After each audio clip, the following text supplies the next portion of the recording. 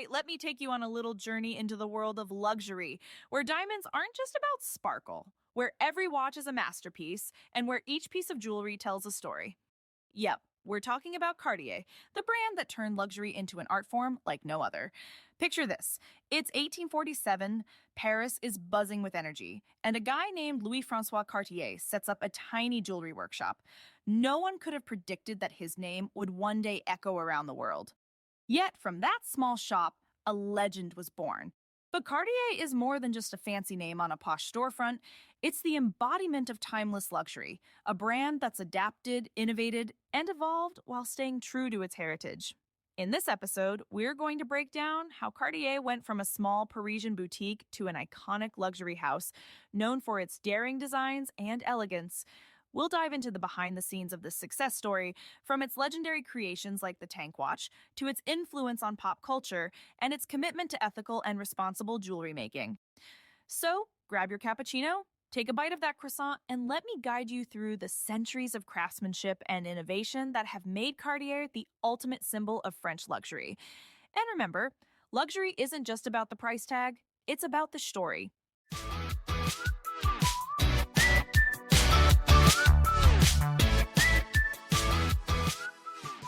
In 1847, in the vibrant 19th century Paris, Louis Francois Cartier took over the workshop of his master, Adolphe Picard, located at 29 Rue Montorgueil. Picture a Paris in the midst of transformation, where high society mingles with artisans, and the opulence of Parisian salons contrasts sharply with the still muddy streets. In this setting, Louis Francois, armed with a vision and an undeniable talent for jewelry making, laid the first stones of what would eventually become an empire. But Louis Francois wasn't just any jeweler, he was a visionary. While most artisans of the time were content with following trends, Louis Francois understood that to stand out, one had to innovate, but more importantly, anticipate the desires of the elite. He began building relationships with the great families of the Parisian nobility, who saw in him not just a jeweler, but a confidant of their tastes and aspirations. It was within this context that Cartier made its first notable breakthrough. In 1859, the workshop moved to 9 Boulevard des Italiens, right at the heart of Parisian elegance. This wasn't just a change of address, it was a statement. By then, Cartier was becoming a name among the Parisian elite, and that's when things started to get really interesting. In 1874, Alfred Cartier, Louis Francois' son, joined the family business. Under his direction, Cartier continued to grow, but it was with Louis Francois' grandsons, Louis, Pierre, and Jacques, that the house truly gained international prominence. Each brother had their own talent and a complementary vision for Cartier. Louis, the eldest, stayed in Paris, driving innovation to its limits. Pierre moved to New York, bringing Parisian chic to the American upper class. Meanwhile, Jacques expanded into England, opening a boutique in London in 1902, just in time for King Edward VII's ascent to the throne. Speaking of Edward VI, the man was a known lover of luxury and elegance, and he quickly became a loyal client. It was he who famously declared, "Cartier is the jeweler of kings and the king of jewelers." That wasn't just a flattering remark from a monarch, it was an acknowledgement of Cartier's unprecedented position. The brand had transcended its status as a mere jeweler to become a symbol of power and prestige. At the turn of the century, Cartier was no longer simply following trends, it was creating them. In Paris, Louis Cartier, inspired by the exoticism of the East and the emerging Art Deco motifs, designed bold pieces that captivated the imagination of high society. Among these iconic creations was the Santos watch, designed in 1904 for Brazilian aviator Alberto Santos Dumont, a close friend of Louis. This wasn't just a watch, it was a symbol of modernity, progress, and a new era where luxury intertwined with technological innovation. But that's not all.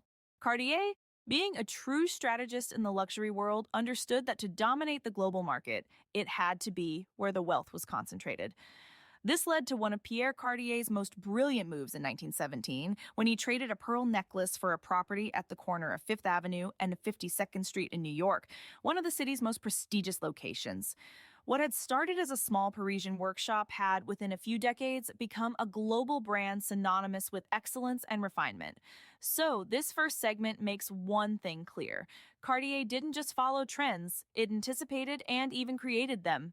The house built its empire not only on the quality of its creations, but also on a brilliant strategy of expansion and branding. From Louis Francois to his grandsons, Cartier evolved from a modest workshop into a luxury powerhouse whose influence continues to resonate across the world today.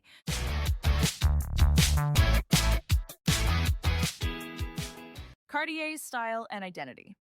Based in Paris, he quickly realized that to stand out, Cartier needed to go beyond mere jewelry making. This was the Belle Epoque, and Paris was the beating heart of global elegance. It was in this atmosphere that Louis began to lay the foundation for what would become Cartier's timeless aesthetic. One of his first major innovations was the creation of the Santos watch in 1904, made for his friend, aviator Alberto Santos Dumont. What was revolutionary about this watch was that it was designed specifically to be worn on the wrist, an idea that was almost shocking at a time when pocket watches were the norm. But Louis Cartier saw further ahead. He envisioned a society on the move, where practicality and style had to coexist. The Santos wasn't just a functional piece of jewelry, it became a symbol of modernity, embodying the daring spirit of aviation and Parisian elegance. The innovation didn't stop there. In the 1910s, Louis was fascinated by the East, by exotic motifs, and by the emerging Art Deco movement. He drew inspiration from these influences to create bold pieces that stood in stark contrast to the flowery, naturalistic styles of the time. Take, for example, the famous Tutti Frutti bracelet, adorned with rubies, emeralds, and sapphires sculpted into shapes inspired by Indian art. It became one of the house's signatures, representing the perfect blend of tradition and modernity, a dialogue between cultures that still resonates in Cartier's designs today. Cartier's Art Deco style, characterized by geometric lines, clean shapes, and striking contrasts, quickly became a phenomenon. This was no longer just jewelry, it was a declaration of intent, an aesthetic manifesto that attracted elites from around the world. Cartier's creations adorned queens, princesses, and Hollywood stars who, even then, understood the power of a Cartier piece to captivate both on the big screen and beyond. Think of Gloria Swanson, who wore her Cartier bracelets in Sunset Boulevard, turning those pieces into cinema icons. But Cartier was also a master of marketing, long before the term became fashionable. Louis Cartier knew that to sell a dream, it wasn't enough to create exceptional pieces. They needed to be surrounded by an aura of mystery and exclusivity. This is how the concept of pièces uniques was born. Exclusive, customized creations for the most prestigious clients. This bold strategy for the time cemented Cartier's image as a house for insiders, where each piece told a unique story, engraved in gold and precious stones. Cartier's innovation wasn't limited to Paris. While Louis was revolutionizing the Parisian scene, his brothers Pierre and Jacques were busy exporting Cartier's unique savoir-faire to the world.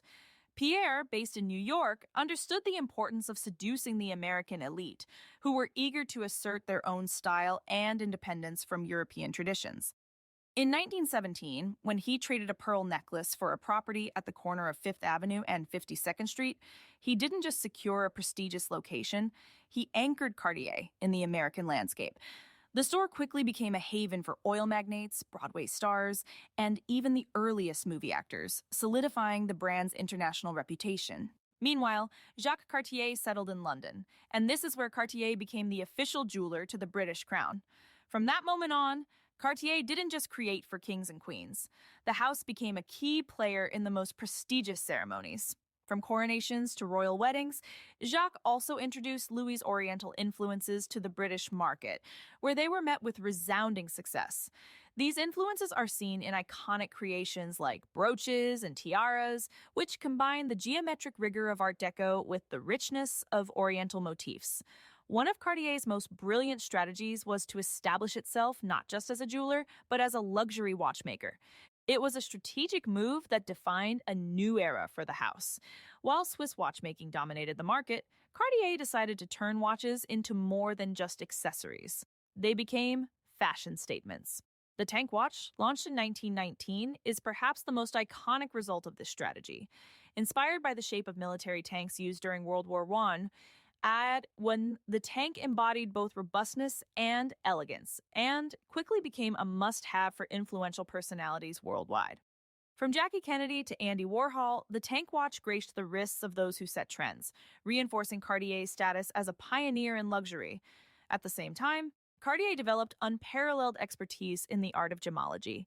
Precious stones were not just selected for their beauty, but for their history, provenance, and rarity.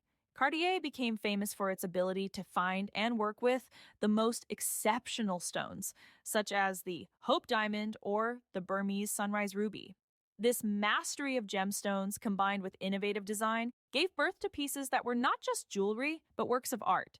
Beyond its creations, Cartier understood that to stay at the top, it also needed to master the art of communication and presentation. Cartier's boutiques weren't just stores, they were theaters where every detail was designed to showcase the pieces on display. The architecture, the lighting, even the staff, everything was carefully curated to create a unique experience where every customer felt special. This attention to detail, this ability to tell a story through space, was integral to Cartier's success. To sum it up, Cartier's style and innovation didn't happen by chance. They were the result of a coherent vision, driven by a desire to push the boundaries of creation while staying true to the house's DNA. From the Santos to the Tank Watch, from the Tutti Frutti bracelet to royal tiaras, Cartier has created pieces that transcend time and trends, becoming timeless symbols of luxury and sophistication. This segment highlights how Cartier established itself as a leader not only in jewelry, but in trendsetting, branding, and expanding its influence across the world. A house that has never stopped innovating while remaining deeply rooted in its origins, and one that continues to define what luxury means in the 21st century. But don't think Cartier is just about tiaras and iconic watches. No, in recent years, the house has shown it knows how to ride the new waves.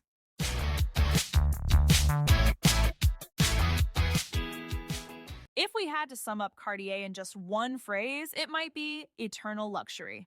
But behind this apparent simplicity lies a much more complex world. First, you have to understand that Cartier doesn't just sell jewelry or watches. They sell an idea of luxury. And not just any idea, one that transcends time without aging a bit. You've probably noticed that everything about Cartier seems designed to last, whether it's their pieces, their branding, or even how they choose their ambassadors. They are masters of storytelling, and every collection, every campaign is a new chapter in a book that never stops captivating. This is where you realize that luxury isn't just about the price tag, it's about the aura. Take their advertising campaigns, for example. Cartier knows that to grab attention in a world saturated with images, they need to create stories that resonate. Remember their 2012 ad L'Odyssée de Cartier? The jewelry wasn't just an object of desire, it was a journey. An epic adventure transporting you from one continent to another. They managed to sell the idea that owning a Cartier piece is like joining a story that began long before you and will continue long after. But their branding doesn't stop at ads. It's everywhere. In the way their boutiques are designed, in the experience they offer their clients. Walking into a Cartier boutique feels like stepping into a sanctuary of luxury. Everything is designed to make you feel special, unique, as if every piece was crafted just for you. And that's the key.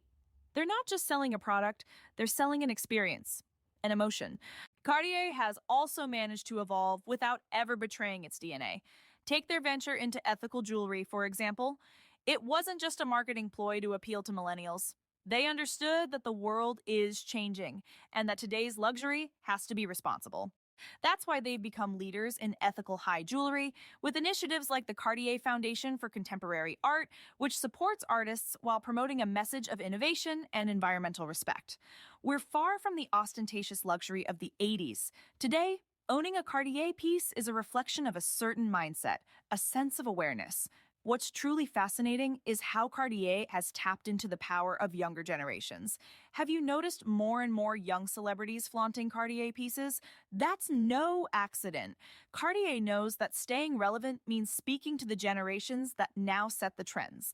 That's why they choose ambassadors like Jake Gyllenhaal or Willow Smith, who embody both classic elegance and the rebellious spirit of today's youth. Cartier isn't just looking to please, they're looking to inspire, to create an emotional connection with their audience. And speaking of inspiration, Cartier doesn't just follow trends, they set them. In a time when everyone's chasing innovation, Cartier bets on continuity. but not continuity in the sense of repetition. Continuity as in constant reinvention. Each collection draws on the brand's codes but reinterprets them to make them relevant in today's world. And that's no small feat, considering we're talking about a brand over 175 years old. Staying ahead of the curve while remaining true to oneself is no easy task. So, what's Cartier's real impact on society today? It's simple. Cartier embodies what luxury should be: the perfect blend of tradition and modernity, heritage and innovation. It's a brand that doesn't just exist, but influences, inspires, and in some way, redefines what luxury means in the 21st century. Cartier has turned luxury into a universal language, understood and desired by everyone, regardless of time or culture. To sum it up, what's truly captivating about Cartier is its ability to remain timeless while being deeply rooted in the present. They are both the inheritors of a centuries old tradition and pioneers of responsible, inclusive luxury. And that's Cartier's real strength, knowing that true luxury lies in being able to remain authentic, no matter the trends or the times. But Cartier isn't just about the past and the present, it's also about a vision for the future. In 2024, the brand continues to reinvent itself with ambassadors who speak to the next generation. You've probably seen V from BTS proudly wearing Cartier's Panther collection, right? Or Paul Mescal, Jisoo, and other international stars in the Centennial campaign for the Trinity collection. These collaborations show how Cartier captures the zeitgeist, blending tradition with modernity. And when it comes to ethics, the brand isn't just all talk. They continue to ensure that every precious stone coming out of their workshops is as pure in its origin as it is in its sparkle.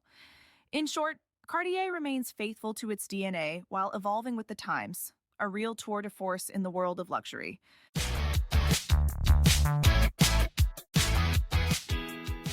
We've reached the end of this episode, but honestly, what we've covered today is just the tip of the Cartier iceberg. We've explored how the brand has cemented itself as a symbol of luxury and also how it's evolved, adapting to the world's changes while staying true to its roots.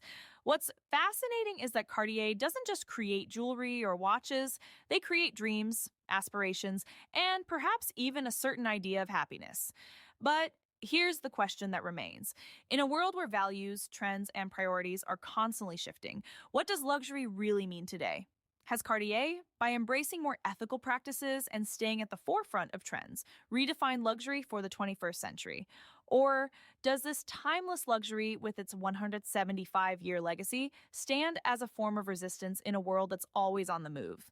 In short, is true luxury about evolving while staying true to yourself? Think about it, because maybe that's the secret to Cartier's longevity, this ability to embody both the modern and the timeless. What do you think? Does Cartier represent the pinnacle of luxury for you? Or does luxury still need to reinvent itself to stay relevant? I'll leave you with that thought. Don't forget to share your opinions with us, and above all, stay curious. Because the world of luxury, like art and history, is an endless source of discovery. Thanks for tuning in to Cappuccino and Croissant, and I'll see you soon for another dive into the worlds that make us dream. All right, take care.